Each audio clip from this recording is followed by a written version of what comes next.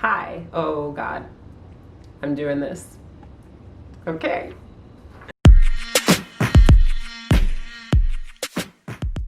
You are so lucky you're getting to see the first video of my brand new vlog series.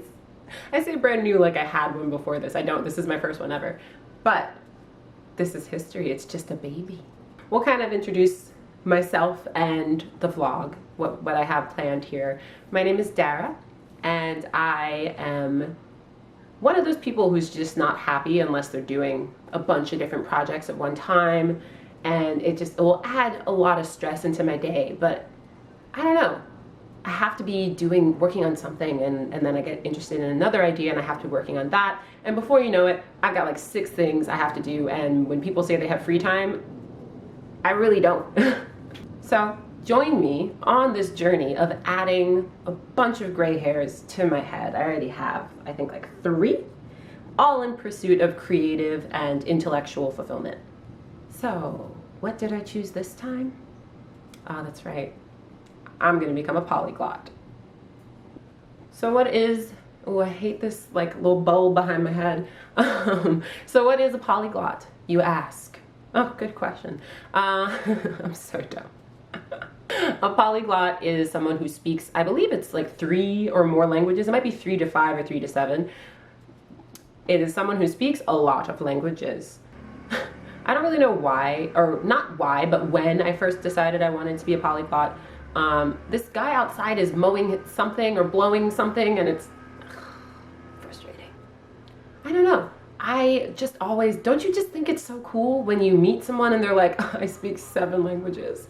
You kind of want to slap them, you kind of want to date them, you know, it's just a lot of feelings that are happening inside. I just want that for myself. I've never been bilingual. I wasn't lucky enough to be raised bi or trilingual, and I'm jealous. This long and short of it, I love the idea of hearing words of another language and understanding them. I've wanted that for so long. I wish that my mother had taught me the little Spanish that she knew, just something, you know, so that I could be like, you know, as a child. This is me as a child.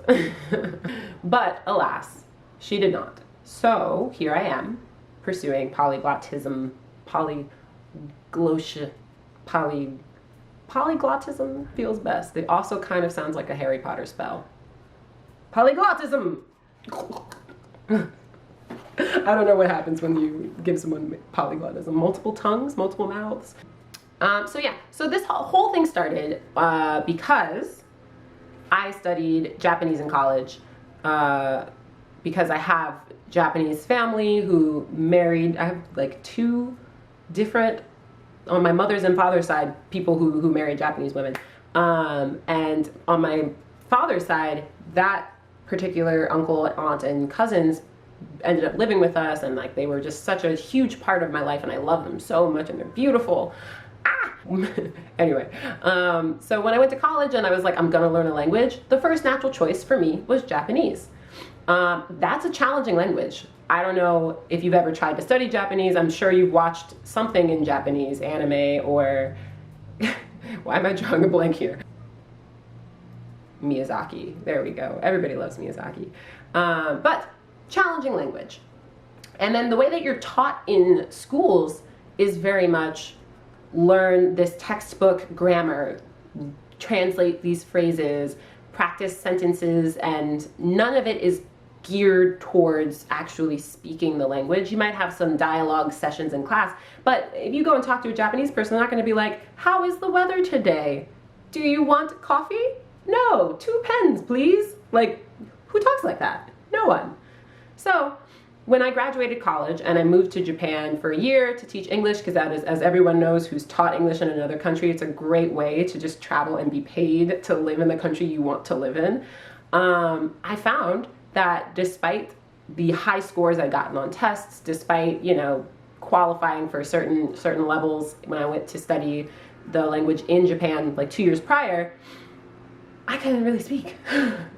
People would talk to me and I got super nervous, and I also I'm cursed with perfectionism, which obviously ties into my projects, and I got tongue-tied and was so afraid of making a single mistake, you know, getting that -1 on whatever test, that I barely even tried. And got back from Japan a year later with, if anything, higher listening skill, because I would sit and listen to my bosses talk, lower speaking skill because I was speaking English, I was teaching English. It's a little upsetting. I didn't take that step to kind of challenge myself, but I also didn't realize that that was what was needed. So a few years later, I learned what the mistakes were that I had made, that my whole way of learning Japanese, which again was not my fault, but it was bunk. It was defective. It was just, it was frustrating. You know, that was like 4 years of my life. That I was just sitting there writing like an old scribe in a cellar, wherever he is. It's dreary and there's quill pens. One of my favorite polyglots, and I'm sure he's a lot of your favorite polyglots, is Benny Lewis. I am gonna make sure that's his name because I don't want to make that error. Hang on. Boop. He sent me an email earlier today because we're good friends. I'm kidding. It's because I signed up for stuff that he does. Yeah, we're good. All right. Anyway, I signed up for several polyglots email listservs because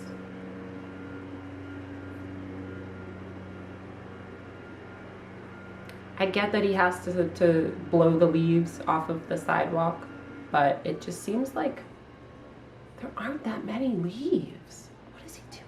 He's just killing a Tuesday. I'm sorry, a Thursday. I never know what day it is anymore.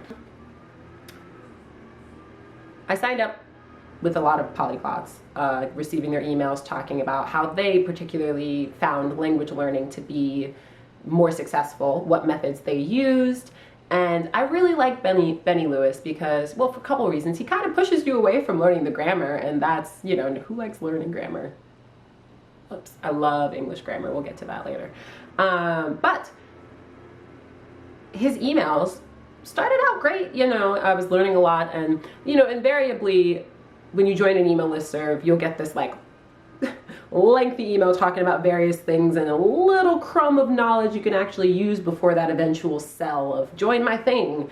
And I'm an actress living in California. I am very much in that starving artist category of actors. Oh, please someone give me a SAG voucher.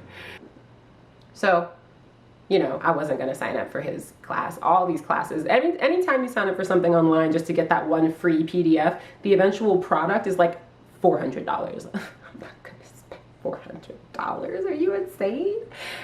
So I went off to the wayside. Eventually, I gave in. I don't know what else to say. I just, you know, trying to do it on your own with baby resources. Maybe I'm just an easy sell. I don't know. But eventually, somehow, I ended up signing up for his program. It's called Fluent in 3 months. That sounds pretty good, right? You can sit there and read their free emails, or you can do what they say, pay me for this program and you'll actually learn something. So I did. I was like, you know what? It's COVID. I'm home. Fuck it. Let's learn Korean. Okay.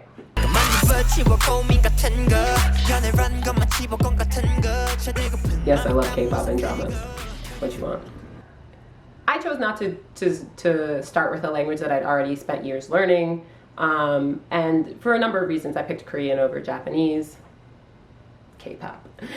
But one big one is that the writing system is just miles easier. Japanese has 3. One of them is taken from Chinese writing, so it's like very, very complex. And I learned, at the time I knew like maybe 400 kanji. That has reduced to maybe 3. Like it goes down. If you don't practice, you really lose it. Korean is just the first stop on a list of languages I want to learn. The list includes, and I guess this is in the order in which I want to learn them, Korean, Japanese, German, Portuguese, Italian, because it's sexy. Honestly, speaking in other languages, kind of always sexy. Right? Is there one that's not? I don't think so. So what is Fluent in 3 months and what does it entail? Yeah, that's a pretty big question. So basically, you are spending a 3-month period with these challenges every couple of weeks. And you're being mentored the entire time, kind of steered towards how, not necessarily how to study, but what you should study. And it culminates in, after you've posted these videos at these set times of you speaking your target language, it culminates in, at the day 90, you filming yourself having a 15-minute conversation with a native speaker, obviously in your target language. So that sounds pretty appealing, especially for someone who really could not hold a 15-minute conversation in Japanese. Well, I mean, I could. It'd just be like, can I buy this bus ticket here? Oh, good. This food tastes great. There's no food. Not as serviceable as I would have liked it. A lot of learning about how to talk about libraries in colleges, which I get at the time when I was in college, but really in life, you don't often talk about libraries. It's a shame. Anyway, so that's how Fluent in 3 months works. Really geared towards getting you speaking, and then 15-minute conversation. That sounds pretty awesome. I'm still a healthy skeptic. I think that's a great quality that I have. So I'm really sitting here wondering, am I going to become fluent in 3 months? I guess that depends on your definition of fluent. For some people, fluency is, I don't know, I feel like the major conception of fluency is you can speak all the words, you know everything. Someone talks to you, you're like, oh, send that right back without thinking, without translating in my head. That feels pretty good. But for me, I'm not sure that that's the fluency I'm looking to achieve here, at least not in 3 months. Maybe I'm just, at least not in 3 months. My goal in taking this course is really to just be able to actually speak the language that I'm learning. I really just want to crush that fear that I have of making mistakes. I want to allow myself to make mistakes. Because if you think about it, when you hear someone, like, for example, if I hear my aunt speaking English to me, it's not perfect. She'll mess up some verb conjugation. Sometimes she'll call people the wrong pronoun, like he or she.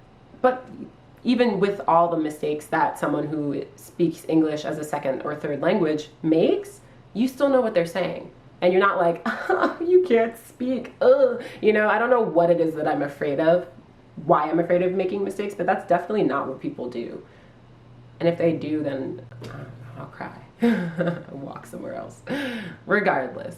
Because my major goal is to speak the language and to be okay with making mistakes, I will be uploading more videos than just the required ones in this course. And obviously I'll be posting them here. So you'll be able to see my progress. I'll definitely talk about what's working for me, what's not working for me. But ultimately, if at the end of this I can hold a 15-minute conversation with a native speaker, that's money well spent.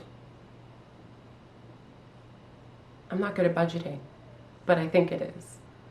I'll be thrilled either way. But of course, I'm an overachiever, so I want to be able to have a conversation that's like 20 minutes and talking about 3 different topics. Challenge accepted, me. I'll be sharing my preparation materials in another video when I actually start the challenge begins whole part. The challenge begins on November 23rd. I will be posting things before that as I'm preparing,